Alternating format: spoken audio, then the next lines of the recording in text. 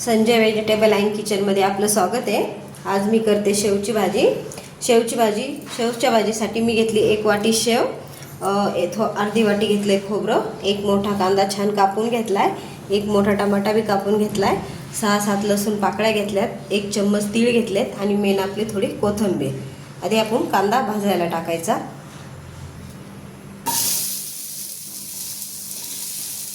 कांदा भाजू थोड़ा 5 मिनिटं याला लाल होऊ द्यायचं, मग याच्यात टमाटा टाकायचा भाजायला।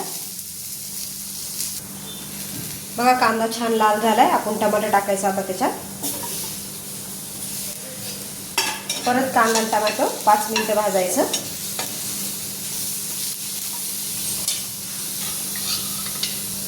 थोडंसं तेल भी टाकून घ्यायचं।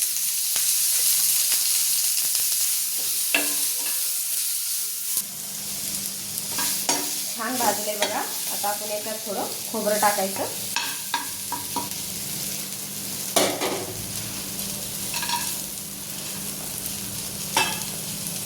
खोबरं आणि तीळ दोन्ही संगच भाजून घ्यायचे। याला 2 मिनिटं लाल होऊ देऊ आपण।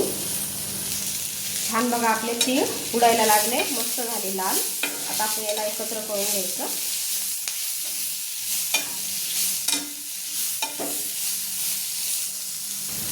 झालाय बघा आपला मसाला। आपण थोडंसं लसूण आलं आणि कोथिंबीर पण थोडी परतून घ्यायची त्याच्यात। याला 5 मिनिटं आपण थंड होऊ देऊ आणि मग मसाला काढून घेऊ।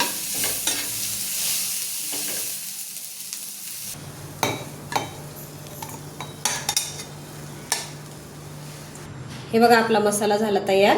आता आपण फोडणीला घालायचा। 3 पळी तेल तापायला ठेवलं होतं, आपण त्याच्यात मसाला टाकून घेऊ आता।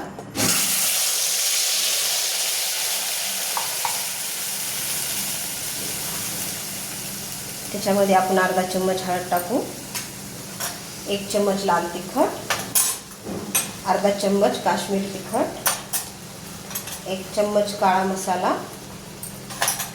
1 चम्मच मीठ भी टाकून घेऊ। आता याला छान 10 मिनिटं परतू द्यायचं, म्हणजे छान मसाला होतो।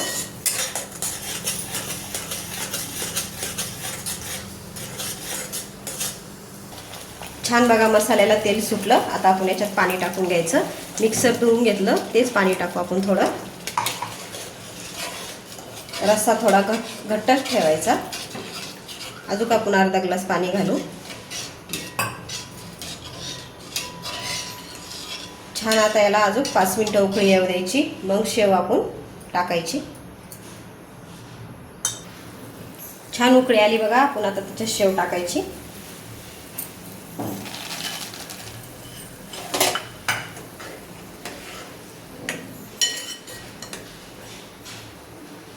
शेव टाकून आता आपण बंद करून ठेवू गॅस, म्हणजे छान होईल भाजी। थोडीशी कोथिंबीर अजून टाकायची, छान दिसतं। ही बघा आपले शेव रस्सा झाला तयार। आता आपण काढून घ्यायचा।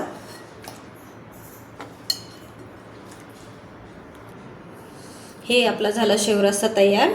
रेसिपी आवडली तर लाईक करा, सबस्क्राईब करा, कमेंटमध्ये नक्की सांगा।